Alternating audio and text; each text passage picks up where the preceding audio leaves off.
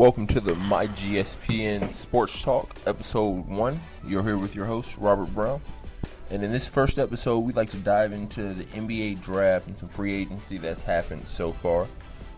It is July 3rd, 2018, so as a lot of you know, up until this point, it's been some really exciting things happen in free agency. But let's start with the NBA draft and, kind of handle the lottery to start with. Number one, like most people thought, DeAndre Ayton from the University of Arizona goes to the Phoenix Suns. He's a fantastic big man. He's going to be a dominant force in the league, creating a new Kobe, Shaq type 1-2 punch with a very, very prolific scorer in Devin Booker out in Phoenix. Going on to number 2 in Sacramento, Marvin Bagley III. He is a phenomenal player, extremely athletic, 4-man, can play a little bit of 5, lefty. He'll do phenomenal things out in Sacramento. They don't have the greatest team, but I think he'll be a candidate for Rookie of the Year and first team All-Rookie. Moving on to number 3, Dallas pulled off a very good trade with Atlanta to pull in Luka Doncic, who, in my opinion, was the best player in this draft, the combo guard out of Real Madrid. He played in the EuroLeague. He was EuroLeague MVP, the Spanish ACB League MVP, EuroLeague Final Four MVP. Real Madrid won the Spanish League. They won the Spanish Cup, the Spanish Super Cup. They won the EuroLeague. His team in Slovenia won the Eurobasket this past year, where he was the MVP of that as well. He was the youngest MVP to win any of those awards, just at 19 years old. So he comes over with a lot of accolades and huge accomplishments for a player so young. Players like Dirk Nowitzki, who is now going to be his teammates, and some other players down in Miami, they've raved about him. The European players that are in the NBA have absolutely raved about him. Gordon Dragic is down in Miami as his teammate in Slovenia, and he said nothing but good things about the kid. Moving on to number 4 is Jaren Jackson Jr. He's actually the player that has, in my opinion, the highest bust potential out of everybody in this draft.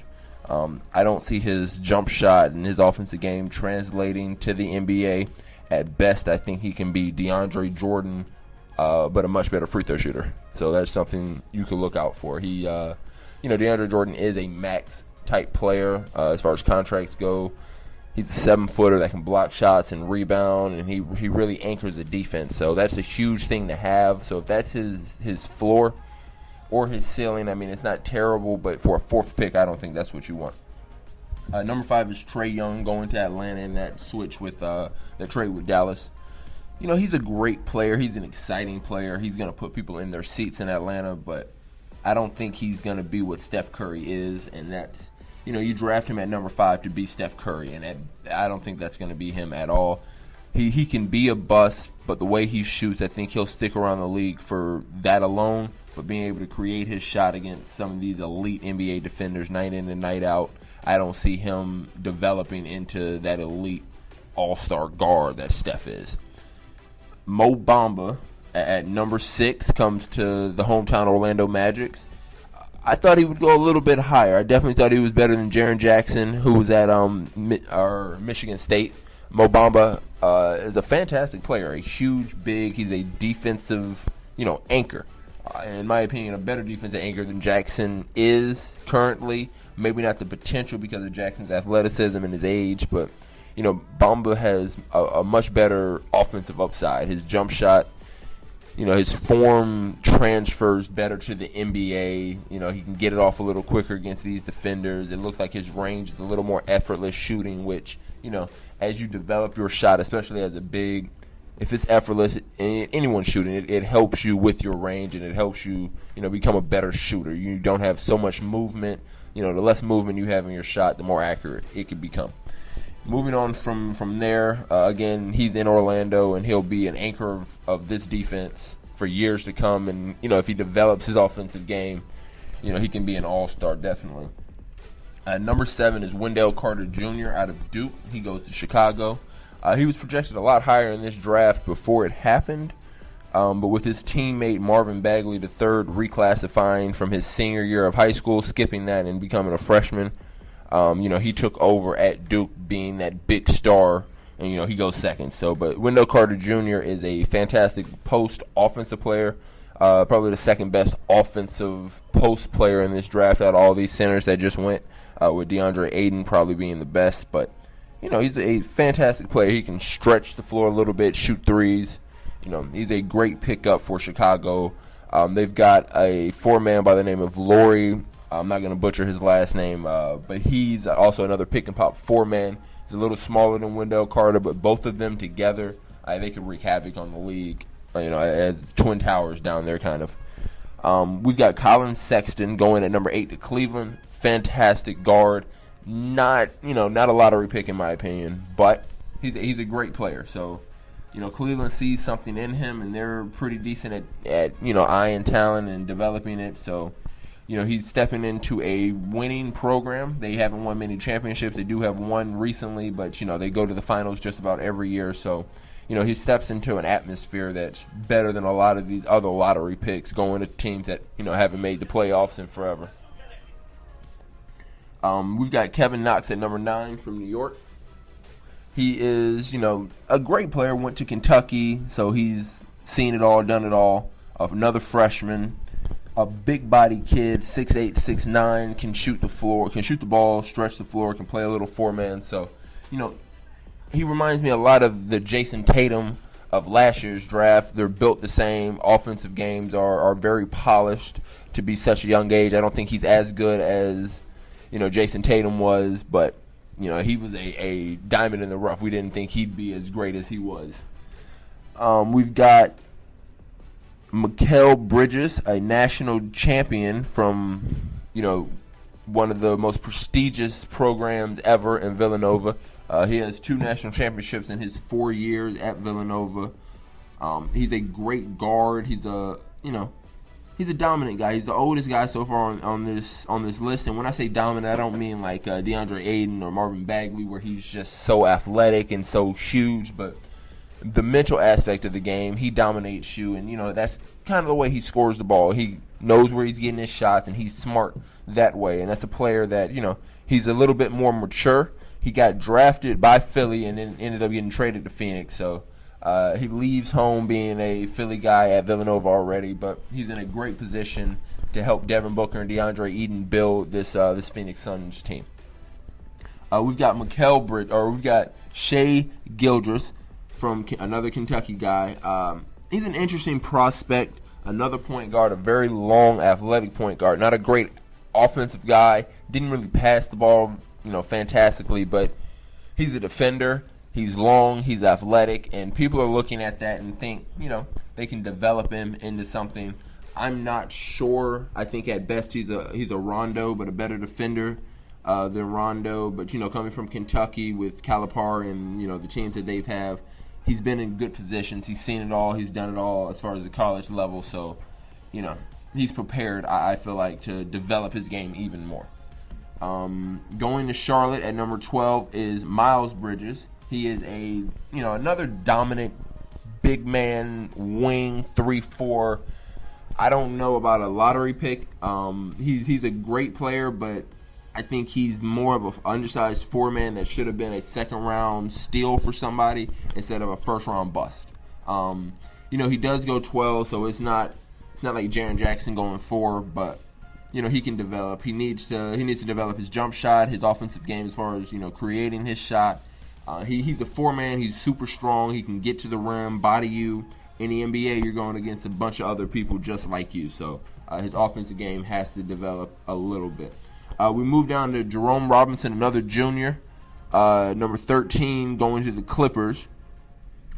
I'm not too familiar with this prospect. Have heard good things about him, but nothing too serious, so I can't speak too much on him. I'm just kind of excited to see what Summer League and everything does for him, and we'll see kind of how he develops.